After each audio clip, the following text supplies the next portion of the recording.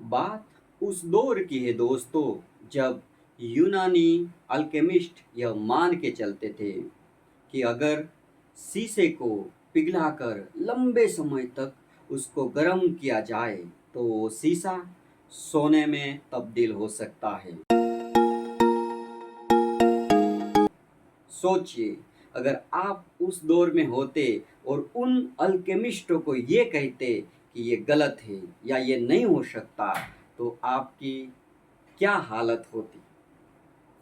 उस दौर में एक क्रांतिकारी वैज्ञानिक का जन्म हुआ जिनका नाम था एंटोनी लेवोजियर।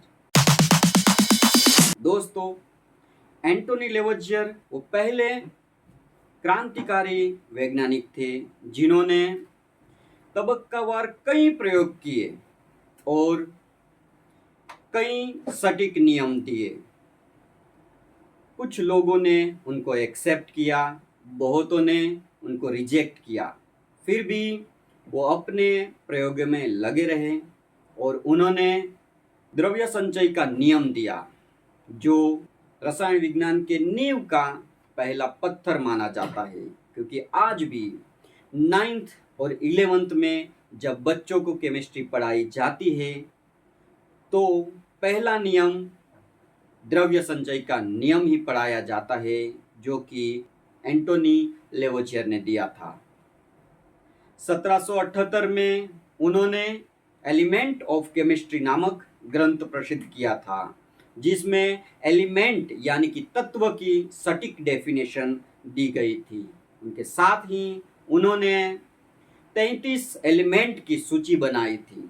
हालांकि उनमें से कुछ एलिमेंट नहीं थे, वो संयोजन थे। फिर भी दोस्तों, आज भी अगर एलिमेंट की सटीक डेफिनेशन बच्चों को पढ़ानी होती है तो वो वही डेफिनेशन आज भी हम बच्चों को पढ़ाते हैं जो 18वीं शताब्दी में एंटोनी लेवोजियर ने दी थी। दोस्तों, एंटोनी लेवोजियर के बारे में कुछ अनकही अनसुनी बातें। 1791 से 1794 तक फ्रांस में रिवॉल्यूशन हुआ था।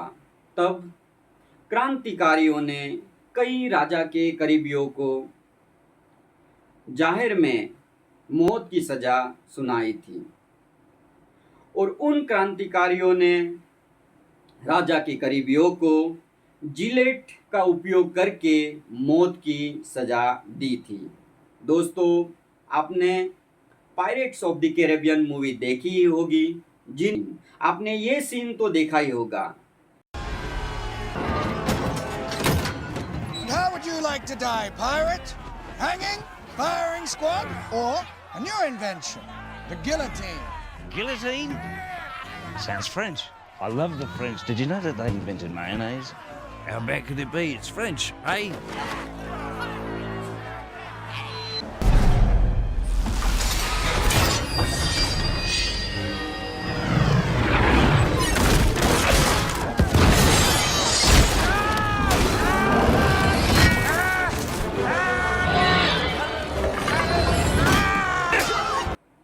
जी हाँ दोस्तों, इसे ही कहते हैं जिलेटिन। दोस्तों, ऐसा माना जाता था कि एंटोनी लेवोजियर भी राजा के करीबियों में से एक थे। उनको भी क्रांतिकारियों ने पकड़ लिया था और सरेआम सबके सामने मौत की सजा दे दी गई थी। इस तरह से हमने एक बुद्धिजीवी और क्रांतिकारी वैज्ञानिक को खो दिया। दोस्तों, ऐसा माना जाता है कि जब एंटोनी लेवोजियर को मौत की सजा दे दी गई थी, उससे पहले उन्होंने क्रांतिकारियों को यह विनती की थी कि उनको अपना अधूरा संशोधन पूरा कर देने दिया जाए, बाद में उनको मौत की सजा दे दी जाए।